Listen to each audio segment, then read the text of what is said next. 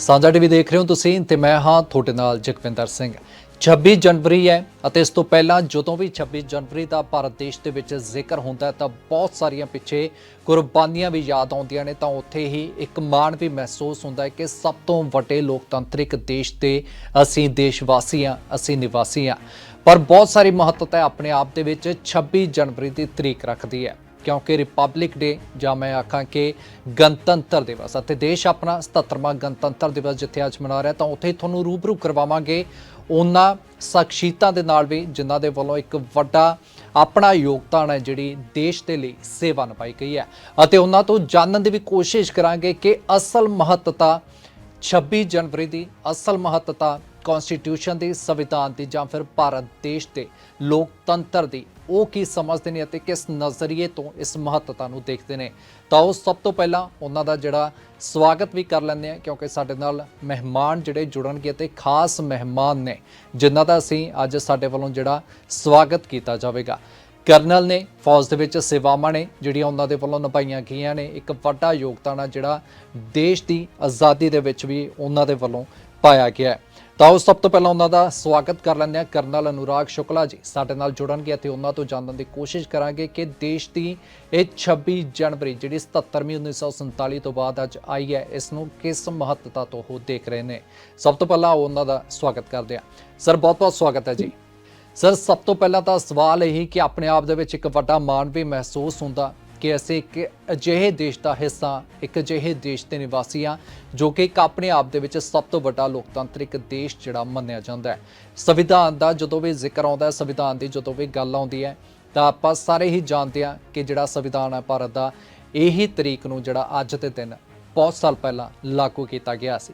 ਤਾਂ ਸਭ ਤੋਂ ਪਹਿਲਾਂ ਤਾਂ ਤੁਹਾਡੇ ਤੋਂ ਜਾਣਨਾ ਚਾਹਾਂਗੇ, ਕਿਉਂਕਿ ਤੁਸੀਂ ਵੀ ਦੇਸ਼ ਦੇ ਯੋਗਦਾਨ ਦੇ ਵਿੱਚ ਵੱਡੀਆਂ ਜ਼ਿੰਮੇਵਾਰੀਆਂ ਨਿਭਾ ਰਹੇ ਹੋ, ਨਿਭਾਈਆਂ ਨੇ, ਅਤੇ ਤੁਹਾਡੇ ਲਈ ਇਹ गणतंत्रता दिवस ਦੀ ਮਹੱਤਤਾ ਕੀ ਹੈ? जी, जैसा कि आप जानते हैं, बहुत ही डेडली संघर्ष के बाद हमें ये आज़ादी मिली थी 1947 में, और बहुत सारे लोगों ने अपनी कुर्बानियाँ दी थी, बहुत सारे लोगों ने कष्ट झेले थे। तो 1947 को हमारे को आज़ादी तो मिल गई थी, लेकिन हमारा अपना संविधान नहीं हुआ करता था। जो हमारा संविधान था 1935 में जो इंडियन एक्ट लिखा था ब्रिटिशर्स ने, तो वही चीज़ चल रहा था। तो उस समय हमारे पूर्वजों ने डिसाइड किया कि हम अपना हिंदुस्तान का खुद का कॉन्स्टिट्यूशन लिखेंगे। तो लगभग 3 साल लगे उसको बनाने में, उसको लिखा गया, और वो नवंबर 1949 को तैयार हो गया था। लेकिन इसके बाद वो 26 जनवरी को इसलिए सेलेक्ट किया गया कि 1930 में जब कांग्रेस की एक महासम्मेलन हुआ था तो उसमें पूर्ण स्वराज की घोषणा की गई थी। तो वो जो पूर्ण स्वराज की तिथि थी उसको सेलेक्ट किया था कि उस तारीख को हम लोग अपना गणतंत्र दिवस घोषित करेंगे। तो 1 महीने के वेट के बाद 26 जनवरी 1950 को पूर्ण कॉन्स्टिट्यूशन ऑफ इंडिया को अडॉप्ट किया गया था भारत देश के द्वारा। इसीलिए हम इस दिन को हर साल धूमधाम से मनाते हैं और याद करते हैं उस संघर्ष को, उस कुर्बानियों को जो देश के निवासियों ने दी थी भारत को आजाद करने के लिए, और अपना एक सपना देखा था उन्होंने कि एक अपना खुद का रूल करने वाला देश बनाएंगे, तो वो उसमें कामयाब हुए थे। तो इसी चीज को हम याद करते हैं, अपनी नई नई जनरेशन को बताना चाहते हैं, और ये पूरी की पूरी परेड जो दिखाई जाती है, इसके अंदर मिलिट्री माइट को प्रदर्शित किया जाता है, हमारे कल्चर को प्रदर्शित किया जाता है, और एक पैट्रियोटिज्म को उत्साहित किया जाता है। ਅੱਛਾ ਸਰ, ਜਿਵੇਂ ਤੁਸੀਂ ਵੀ ਜ਼ਿਕਰ ਕੀਤਾ ਕਿ ਬਹੁਤ ਸਾਰੀਆਂ ਕੁਰਬਾਨੀਆਂ ਨੇ ਜਿਹੜੀਆਂ ਅੱਜ ਦੇ ਦਿਨ ਯਾਦ ਆਉਂਦੀਆਂ ਨੇ, ਹਾਲਾਂਕਿ ਪੂਰਾ ਸਾਲ ਭਰ ਆਪਾਂ ਨੂੰ ਉਹ ਕੁਰਬਾਨੀਆਂ ਨੇ ਜਿਹੜੀਆਂ ਭੁੱਲਣੀਆਂ ਨਹੀਂ ਚਾਹੀਦੀਆਂ, ਜਿਨ੍ਹਾਂ ਦੀ ਬਦੌਲਤ ਆਪਾਂ ਇਸ ਆਜ਼ਾਦੀ ਜਿਹੜੀ ਭਾਰਤ ਦੇ ਵਿੱਚ ਮੰਨ ਰਹੇ ਹਾਂ, ਜਾਂ ਫਿਰ ਜਿਸ ਤਰੀਕੇ ਦੇ ਨਾਲ ਲਾਈਫ ਸਟਾਈਲ ਚਾਹੁੰਦੇ ਆ ਉਸ ਤਰੀਕੇ ਦੇ ਨਾਲ ਲਾਈਫ ਸਟਾਈਲ ਵੀ ਆਪਣਾ ਜੀ ਰਹੇ ਆ।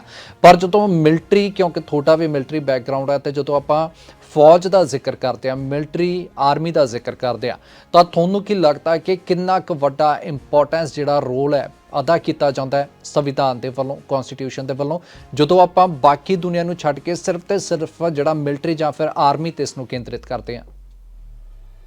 जी बिल्कुल, इतिहास गवाह है कि आर्मी ने हर जगह अपना रोल निभाया है, और इतिहास ने देखा है कि जिसकी मिलिट्री सबसे स्ट्रांग होती है वही देश सबसे आगे तरक्की भी करता है, और वही सबसे आगे बढ़ता भी है। अगर हम हिंदुस्तान की बात करें तो हिंदुस्तान की आर्मी बहुत ही मजबूत थी। इन्होंने वर्ल्ड वॉर 1 और वर्ल्ड वॉर 2 में भी पार्टिसिपेट किया था, और बहुत ज़्यादा वीरता की उसकी कहानियाँ मौजूद हैं उसके अंदर। और उस जमाने में उन्होंने ब्रिटिश आर्मी कहा जाता था, ब्रिटिश इंडियन आर्मी, तो ब्रिटिश के लिए हमारी आर्मी जाके लड़ती थी। लेकिन 1947 के बाद हमारी आर्मी का विभाजन हो गया, आधी आर्मी पाकिस्तान में चली गई, आधी आर्मी इंडिया में रह गई, और उसके बाद धीरे धीरे डेवलपमेंट होता रहा। 3 वॉर और 1 प्रॉक्सी वॉर हमने देखी है, और इसके अलावा एक काउंटर टेररिज्म जो है, जो कि पिछले 30 साल से जम्मू एंड कश्मीर में चला आ रहा है और नॉर्थ ईस्ट में भी काफ़ी सक्रिय है। तो इसमें आर्मी ने बहुत ही मेजर भूमिका निभाई है, महत्वपूर्ण भूमिका निभाई है, और अपने देश के सारी स्टेट्स को ये एक्सटर्नल एग्रेशन से बचाने में ना केवल कामयाब रहे हैं, बट उनके मुँह तोड़ जवाब देने में भी कामयाब रहे हैं। ये किस्से जितने बोलो उतने कम हैं। 1962 ले लो, 65 ले जी। लो, 71 की वॉर में हमने अपने दुश्मनों को छक्के छुड़ा दिए, उनके पूरी की पूरी तरह ध्वस्त कर दिया। और अभी रिसेंटली कंक्लूडेड जो ऑफ सिंदूर की अगर हम बात करें, तो हुँ। जिसमें आपने हमारी मिलिट्री माइट का देखा होगा कि जो हम कहाँ लड़ाई करते थे, स्क्वाड थे, और आज हम यहाँ पे आ गए हैं कि जब हम जी। आके अपने दुश्मन को ध्वस्त कर देते हैं। तो बहुत ज़्यादा लीड किया है आर्मी ने, बहुत इम्प्रूव किया है। आर्मी ऑलवेज़ प्रोग्रेसिव रहती है, टेक्नोलॉजी को एब्ज़ॉर्ब करती है, नए-नए साधनों को जुटाती है।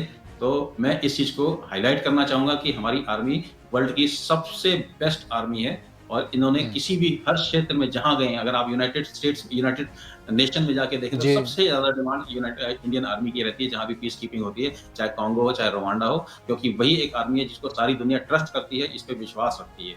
हुँ। ਅੱਛਾ ਸਰ, ਜਦੋਂ ਵੀ ਕਿਸੇ ਵੀ ਦੇਸ਼ ਦਾ ਆਪਾਂ ਜ਼ਿਕਰ ਕਰਦੇ ਹਾਂ, ਚਾਹੇ ਆਪਣੇ ਦੇਸ਼ ਦਾ ਕਰ ਲਈਏ ਜਾਂ ਫਿਰ ਕਿਸੇ ਹੋਰ ਕੰਟਰੀ ਦਾ ਆਪਾਂ ਜ਼ਿਕਰ ਕਰ ਲਈਏ, ਤਾਂ ਉਹਦੇ ਵਿੱਚ ਬਹੁਤ ਸਾਰੀਆਂ ਚੀਜ਼ਾਂ ਹੁੰਦੀਆਂ ਨੇ ਕਿ ਆਪਣੇ ਆਪ ਦੇ ਵਿੱਚ ਦੇਸ਼ ਦੀ ਤਾਕਤ ਉਹਨਾਂ ਦੀਆਂ ਪੋਲੀਟੀਕਲ ਪਾਰਟੀਆਂ ਨੇ, ਜਾਂ ਫਿਰ ਆਪਣੇ ਆਪ ਦੇ ਵਿੱਚ ਤਾਕਤ ਉਹ ਮਿਲਟਰੀ ਜਾਂ ਫਿਰ ਆਰਮੀ ਹੈ। ਪਰ ਤੁਹਾਨੂੰ ਲੱਗਦਾ ਹੈ, ਕਿਉਂਕਿ ਬਹੁਤ ਵਾਰ ਆਪਾਂ ਪੋਲੀਟੀਕਲ ਜਿਹੜੇ ਆਪਣੇ ਇੱਥੇ ਲੀਡਰ ਨੇ ਉਹਨਾਂ ਦੀ ਜ਼ੁਬਾਨੀ ਵੀ ਇੱਕ ਗੱਲ ਨਿਕਲਦੀ ਹੈ ਕਿ ਸਾਡੀ ਸਭ ਤੋਂ ਵੱਡੀ ਤਾਕਤ ਹੈ ਜਿਹੜੀ ਉਹ ਸੰਵਿਧਾਨ ਹੈ। ਤੁਹਾਨੂੰ ਲੱਗਦਾ ਹੈ ਕਿ ਵਾਕਿਆ ਦੇ ਵਿੱਚ संविधान भारत की सब तो बड़ी ताकत है अज के समय दे विच? बिल्कुल, डेमोक्रेसी के अंदर 4-5 विंग्स हैं, वर्टिकल्स बोलते हैं इंग्लिश में, तो जी। जिसमें एक एग्जीक्यूटिव पावर है, लेजिस्लेचर है, आर्मी है, आजकल मीडिया भी एक 5वां वर्टिकल माना जाता है। तो ये सब मिलके एक देश को बनाते हैं। देश किसी एक का नहीं है, हम सबका है, जितने लोग हैं, और इन सबका जितने भी लोग हैं, सबका अपना-अपना महत्वपूर्ण इसमें रोल प्ले करना पड़ता है, और ये हम सब एक संविधान के तल बंधे हुए हैं। संविधान की वजह से हम सब लोग एकत्रित हैं और एक दूसरे के साथ प्रति समर्पित हैं। हम्म। तो हमारी आर्मी जो है, वो ना केवल पॉलिटिकल बॉसेस की भी सुनती है, हम अपनी भी सुनती है, अपना अंदाजा लगाती है। बहुत अच्छी किस्मत है हमारी कि हमारी पॉलिटिकल बॉसेस बड़े अच्छे हैं, हमें काफ़ी खुली छूट दी जाती है। अगर हम हथियार खरीदने की बात करें, तो वहाँ पे बहुत कम इंटरवेंशन है पॉलिटिकल, और अगर हम अपनी ट्रेनिंग की बात करें, तो हमारे को इंडिया के सबसे बेस्ट जवान मिलते हैं। अगर हम परफॉर्मेंस की बात करें, तो जहाँ-जहाँ हम लोगों ने पार्टिसिपेट किया है, हमारी बेस्ट परफॉर्मेंस आती है। तो मैं ये कहना चाहूँगा कि इंडियन आर्मी बहुत ही प्रोग्रेसिव और बहादुर आर्मी है। जहाँ-जहाँ पिछला 70 साल का रिकॉर्ड है, 75 साल का रिकॉर्ड है, ना जी। केवल देश के अंदर, विदेशों में भी इसकी बहुत ज़्यादा चर्चा होती है। बहुत लोग इनको हमारी हम्म। हमारी आर्मी को बहुत ज़्यादा विश करते हैं कि सबसे बेस्ट आर्मी है। हम्म। अच्छा सर, जिन्ने भी देशवासी ने, मैनूं लगदा कि हर एक का अपना अपना अलग प्रोफैशन होंदा, अपनी अलग जिहड़ी अलग डिफरेंट फील्ड भी हुंदी है।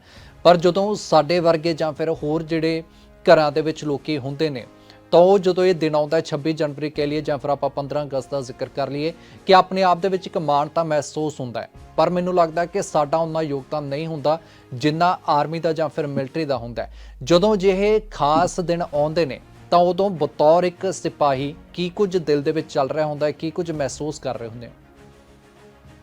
नहीं, ये सब सोचने की विधि है, बट मैं ऐसा नहीं मानता हूँ।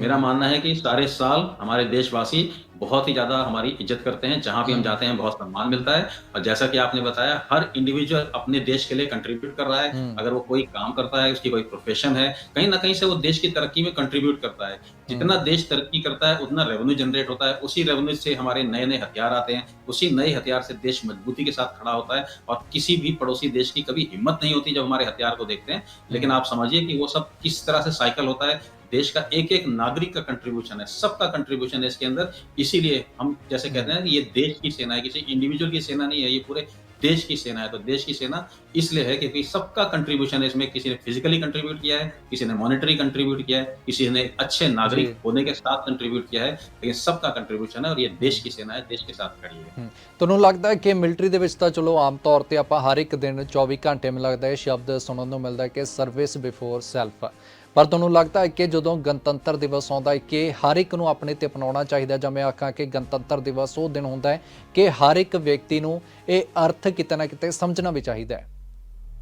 बिल्कुल, और मैं मानता हूँ कि ना केवल हर व्यक्ति, देश का हर नागरिक इसको जी। मनाता है, इसको प्राउड फ़ील करता है। बहुत ही ज़्यादा मैंने ग्राउंड पे जाके देखा है, लोगों के अंदर बहुत उत्साह होता है, वो बहुत हुँ, जोश के अंदर होते हैं और साल में तो 2 ही दिन होते हैं, जैसे 26 जनवरी और 15 अगस्त की बात करते हैं, लेकिन पूरे साल हर देश का नागरिक, पूरे इंडिया देश का नागरिक अपनी आज़ादी पे गर्व महसूस करता है, हमारे गणतंत्र पे, हमारे संविधान पे बहुत ज़्यादा गर्व होता है उन लोगों को और वो देखा है आपने कि हम लोग मानते हैं अपने संविधान को, अपने संविधान के हिसाब से चलते हैं। अगर आप देखें पिछले 70-75 साल के अंदर कोई भी ऐसी घटना नहीं हुई जिसमें किसी ने चैलेंज किया हो और हमारा जी। संविधान जो है बड़ा प्रोग्रेसिव संविधान है। अगर वो आप देखें समय के साथ उसमें चेंज होते रहते हैं। जैसे-जैसे हुँ, समय बदलता रहता है वैसे-वैसे हमारे रूल्स एंड रेगुलेशंस बदलते रहते हैं और जैसे-जैसे नई टेक्नोलॉजीज़ आती रहती है हम उसको अडॉप्ट करते रहते हैं। तो ये विश्व का एक बहुत बड़ा वर्ल्ड का सबसे बेस्ट लिखित संविधान है जो कि ever adoptive, ever changing, ever absorbs करता रहता है टेक्नोलॉजी का। तो ऐसा संविधान पूरे वर्ल्ड में कहीं नहीं है, सिर्फ़ हमारा है और हुँ। उसको सपोर्ट करने के लिए इंडियन आर्मी पूरी शक्ति के साथ खड़ी है। चाहे वो इंटरनल सिक्योरिटी की बात करें, चाहे एक्सटर्नल एग्रेशन की बात करें, हर जगह इंडियन आर्मी सबसे आगे खड़ी होती है और आज का रिकॉर्ड है 70 साल का कि हमने अपने देश को कहीं पीछे नहीं हटने दिया। ਹੂੰ। ਅੱਛਾ, ਇੱਕ ਗੱਲ ਮੈਂ ਹੋਰ ਸਮਝਣਾ ਚਾਹੂੰਗਾ, ਜਦੋਂ ਆਪਾਂ ਸੰਵਿਧਾਨ ਦਾ ਜ਼ਿਕਰ ਕਰਦੇ ਹਾਂ, ਤੁਹਾਨੂੰ ਕੀ ਲੱਗਦਾ ਹੈ ਕਿ ਭਾਰਤ ਦੇ ਸੰਵਿਧਾਨ ਦੀ ਸਭ ਤੋਂ ਵੱਡੀ ਖੂਬੀ ਕੀ ਹੈ?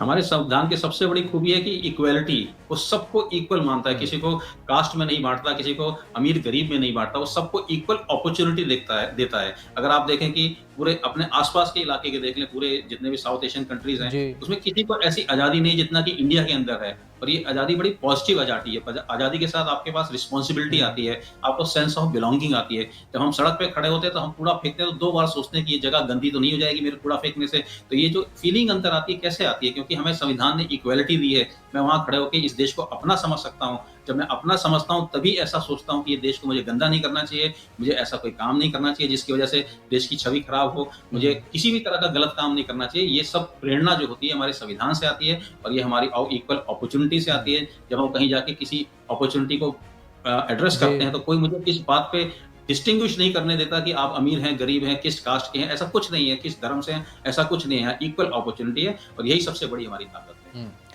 ਸਰ, ਤੁਸੀਂ ਵੀ ਬੜਾ ਜ਼ਿਕਰ ਕੀਤਾ, ਸ਼ੁਰੂਆਤ ਦੇ ਵਿੱਚ ਮੈਂ ਵੀ ਬੜਾ ਜ਼ਿਕਰ ਕੀਤਾ ਸੀ ਆਜ਼ਾਦੀ ਦਾ, ਅਤੇ ਜਦੋਂ ਵੀ ਆਪਾਂ ਸੰਵਿਧਾਨ ਦੀ ਗੱਲ ਕਰਦੇ ਹਾਂ ਤਾਂ ਆਜ਼ਾਦੀ ਕਿਤੇ ਨਾ ਕਿਤੇ ਨਾਲ ਉਹ ਸ਼ਬਦ ਜੁੜੀ ਜਾਂਦਾ ਹੈ। ਪਰ ਜਦੋਂ ਆਪਾਂ ਅੱਜ ਆਜ਼ਾਦ ਹੋ ਚੁੱਕੇ ਹਾਂ, ਹਰ ਇੱਕ ਦੇ ਵੱਲੋਂ ਆਪਣੇ ਮਨ ਮੁਤਾਬਕ ਜਿਹੜੀ ਜ਼ਿੰਦਗੀ ਜੀ ਵੀ ਜਾ ਰਹੀ ਹੈ, ਤੁਹਾਨੂੰ ਕੀ ਲੱਗਦਾ ਕਿ ਆਜ਼ਾਦੀ ਦਾ, ਜਾਂ ਫਿਰ ਮੈਂ ਆਖਾਂ ਕਿ ਇਸ ਖਾਸ ਦਿਨ ਦੇ ਮੌਕੇ ਭਾਰਤ ਦੇ ਵਿੱਚ ਆਜ਼ਾਦੀ ਦੇ ਪ੍ਰਤੀ ਜ਼ਿੰਮੇਵਾਰੀਆਂ ਕੀ ਕੁਝ ਬਣਦੀਆਂ ਨੇ? ਬੇਸ਼ੱਕ ਦੇਸ਼ ਅੱਜ ਆਜ਼ਾਦ ਹੋ ਚੁੱਕਿਆ, ਉਸ ਤਰੀਕੇ ਦੀਆਂ ਜਿਹੜੀਆਂ ਚੁਣੌਤੀਆਂ ਨਹੀਂ ਹੈਗੀਆਂ ਯੰਗਸਟਰਸ ਦੇ ਲਈ, ਪਰ ਫਿਰ ਵੀ ਇੱਕ ਹੁੰਦਾ ਕਿ ਆਪਣੇ ਪੱਧਰ ਤੇ ਆਪਣੇ ਆਪ ਦੇ ਵਿੱਚ ਉਹ ਬਹੁਤ ਸਾਰੀਆਂ ਜ਼ਿੰਮੇਵਾਰੀਆਂ ਹੁੰਦੀਆਂ ਨੇ। ਤਾਂ ਕੀ ਸਮਝਦੇ ਹੋ ਅੱਜ ਦੇ ਸਮੇਂ ਦੇ ਵਿੱਚ ਕਿ ਆਜ਼ਾਦੀ ਦੇ ਪ੍ਰਤੀ ਉਹ ਜ਼ਿੰਮੇਵਾਰੀਆਂ ਕੀ ਨੇ, ਜਾਂ ਫਿਰ ਮੈਂ ਆਖਾਂ ਕਿ देश ਦੇ प्रति? जी, सबसे पहले हमारी ज़िम्मेदारी ना केवल हमारी बट हर देश के नागरिक की ज़िम्मेदारी है कि हमारे देश को डेवलप्ड नेशन बनाना है। हमारे देश को दुनिया का सबसे अच्छा नेशन बनाना है, सबसे तरक्की वाला नेशन बनाना है और इसके लिए अगर आप देखें तो हम सबसे ज़्यादा इस समय वर्ल्ड में समर्पित हैं। हमारे देश के हर नागरिक अपने कंट्रीब्यूशन देते हैं। आज दुनिया की सबसे तेज़ रफ़्तार से चलने वाली जीडीपी हमारी है, 7.3 पे चल रही है। जी। सबसे जा हम 11 आज से 11 साल पहले की बात करें तो हम 11वें या 12वें पायदान पे थे, आज हम चौथे पायदान पे पहुँच गए। अगर इकोनॉमी की बात करें, मिलिट्री वाइज़ देखें तो हमारे खुद का मेक इन इंडिया प्रोग्राम इतना स्ट्रॉन्ग बना है, पिछले हुँ, 7 साल के अंदर इतनी तरक्की करी है कि तकरीबन 35 से 40% हथियार हमने स्वयं बनाने शुरू कर दिए हैं और आज हमारा देश हथियारों को एक्सपोर्ट कर रहा है, बहुत बड़ा एक्सपोर्ट कर रहा है। तो हुँ, ये सब चीज़ें डेवलपमेंट दिखाता है और हमारे देश के नागरिकों का एक कड़ी मेहनत दिखाता है कि उन्होंने किस तरह से आज़ादी के बाद जब हमारा देश आज़ाद हुआ था तो उस समय हमारे पास काफ़ी गरीबी थी और बहुत सारे संसाधनों की कमी थी, लेकिन जी। धीरे-धीरे हमने उन चीज़ों पे काबू पाया, उसको ओवरकम किया। पहले ग्रीन रेवोल्यूशन आया, फिर व्हाइट रेवोल्यूशन आया। आज हम खाने में हम ना केवल अपने देशवासियों को पूरा खाना खिलाने में कामयाब हैं, बल्कि पूरे देश वर्ल्ड में हम एक्सपोर्ट कर रहे हैं। तो ये सारी चीज़ें कैसे आई? क्योंकि हमारे देश के लोगों ने मेहनत करी, कड़ी मेहनत करके आगे बढ़े हैं। तो आने वाले समय में सबकी ज़िम्मेदारियाँ भी बनती हैं और आने वाला हुँ, समय ये दिखाएगा, जैसे हमारे प्राइम मिनिस्टर ने टारगेट रखा है कि 1947 में हम डेवलप्ड नेशन बन जाएँगे। जी। लेकिन जिस हिसाब से आप देख रहे हैं अगले मुझे लगता है कि उससे 4-5 साल पहले ही हम डेवलप्ड नेशन बन जाएँगे। तो बहुत बड़ी अपॉर्च्युनिटी है और मैं आग्रह करूँगा सारे देशवासियों से कि सब लोग अपना जी-जान से अपनी कंट्रीब्यूट हुँ, करें और हमारे देश को आगे के आगे बढ़ाएँ। हुँ। ਅੱਛਾ ਸਰ, ਜਦੋਂ ਸੰਵਿਧਾਨ ਦਾ ਜ਼ਿਕਰ ਹੋਇਆ, ਜਦੋਂ ਮੈਂ ਸ਼ੁਰੂਆਤ ਪਹਿਲੇ ਸਾਲ ਦਾ ਜ਼ਿਕਰ ਕਰਾਂ ਕਿ 1950 ਦੇ ਵਿੱਚ ਸੰਵਿਧਾਨ ਨੂੰ ਜਿਹੜਾ ਲਾਗੂ ਕੀਤਾ ਗਿਆ, ਤੁਹਾਨੂੰ ਲੱਗਦਾ ਹੈ ਕਿ ਉਸ ਤੋਂ ਬਾਅਦ ਇਹ 77 ਸਾਲਾਂ ਦੇ ਵਿੱਚ ਜਾਂ 77 ਸਾਲਾਂ ਤੱਕ 2026 ਤੱਕ ਅੱਜ ਦਾ ਜੇਕਰ ਮੈਂ ਜ਼ਿਕਰ ਕਰਾਂ ਕਿ ਸੰਵਿਧਾਨ ਭਾਰਤ ਦੇ ਨਾਲ-ਨਾਲ ਦੇਸ਼ ਵਾਸੀਆਂ ਦੇ ਨਾਲ-ਨਾਲ ਓਨਾ ਹੀ ਨਿਖਰਦਾ ਰਿਹਾ ਹੈ?